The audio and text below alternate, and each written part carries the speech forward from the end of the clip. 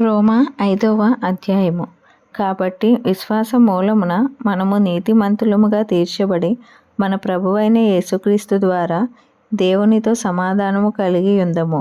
మరియు ఆయన ద్వారా మనము విశ్వాసము వలన ఈ కృపయందు ప్రవేశము గలవారమై అందులో నిలిచి ఉండి దేవుని మహిమను గూర్చిన నిరీక్షను బట్టి అతిశయపడుచున్నాము.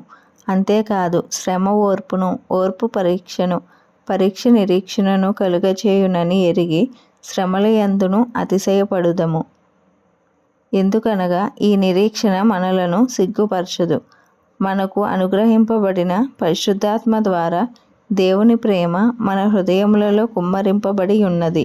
ఏలయనగా మనమింక బలహీనులమై ఉండగా క్రీస్తు యుక్తకాలమున భక్తిహీనుల కొరకు చనిపోయెను. నీతిమంతుని కొరకు సహితము ఒకడు చనిపోవుట అరుదు. మంచివాని కొరకు ఎవడైనా ఒకవేళ చనిపోవ తెగింపవచ్చును. అయితే దేవుడు మన ఎడల తన ప్రేమను వెల్లడిపరచుచున్నాడు. ఎట్లనగా మనమింకను పాపులమై ఉండగానే క్రీస్తు మన కొరకు చనిపోయెను. కాబట్టి ఆయన రక్తము వలన ఇప్పుడు నీతిమంతులముగా తీర్చబడి మరింత నిశ్చయముగా ఆయన ద్వారా ఉగ్రత నుండి రక్షింపబడుదుము. ఏలయనగా శత్రువులమై ఉండగా ఆయన కుమారుని మరణము ద్వారా మనము దేవునితో సమాధానపరచబడిన ఎడల సమాధానపరచబడిన వారమై ఆయన జీవించుట చేత మరి నిశ్చయముగా రక్షింపబడుదుము. అంతేకాదు మన ప్రభువైన యేసుక్రీస్తు ద్వారా మనము దేవుని యందు అతిశయపడుచున్నాము. ఆయన ద్వారానే మనము ఇప్పుడు సమాధాన స్థితి పొంది ఉన్నాము. ఇట్లుండగా ఒక మనుష్యుని ద్వారా పాపమును, పాపము ద్వారా మరణమును లోకంలో ఎలాగూ ప్రవేశించెనో అలాగుననే మనుషులందరూ పాపము చేసినందున మరణము అందరికీ సంప్రాప్తమాయెను. ఏలయనగా ధర్మశాస్త్రము వచ్చినదనుక పాపము లోకములో ఉండెను. గాని ధర్మశాస్త్రము లేనప్పుడు పాపము ఆరోపింపబడదు.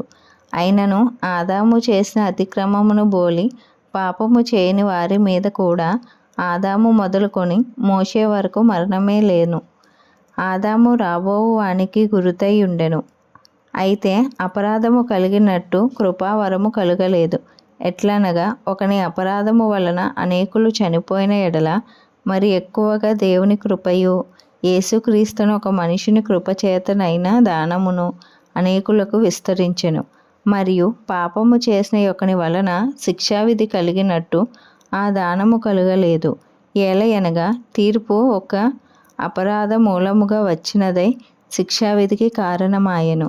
కృపావరం అయితే అనేకమైన అపరాధముల మూలముగా వచ్చినదై మనుషులు నీతిమంతులుగా తీర్చబడుటకు కారణమాయెను.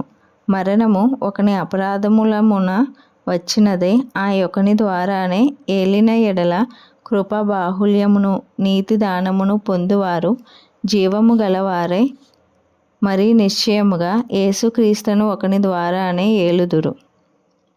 కాబట్టి తీర్పు ఒక అపరాధ మూలమున వచ్చినదై మనుషులకందరికీ శిక్షావిధి కలుగునట్టు ఎలాగూ కారణమాయెనో అలాగే ఒక పుణ్యకార్యము వలన కృపాదానము మనుషులకందరికీ జీవప్రదమైన నీతి విధింపబడుటకు కారణమాయెను. ఏలయనగా ఒక మనుష్యుని అవిధేయత వలన అనేకులు పాపులుగా ఎలాగూ చేయబడిరో అలాగే ఒకని విధేయత వలన అనేకులు నీతిమంతులుగా చేయబడుదురు. మరియు అపరాధము విస్తరించునట్లు ధర్మశాస్త్రం ప్రవేశించెను. అయినను పాపము మరణమును ఆధారము చేసుకొని ఎలాగూ ఏలెనో అలాగే నిత్య జీవము కలుగుటకై నీతి ద్వారా కృపయు మన ప్రభువైన యేసుక్రీస్తు మూలముగా ఏలు నిమిత్తము పాపం ఎక్కడ విస్తరించెనో అక్కడ కృప అపరిమితముగా విస్తరించెను. ఈ వాక్యం దేవుడు దీవించునుగాక. ఆమెన్.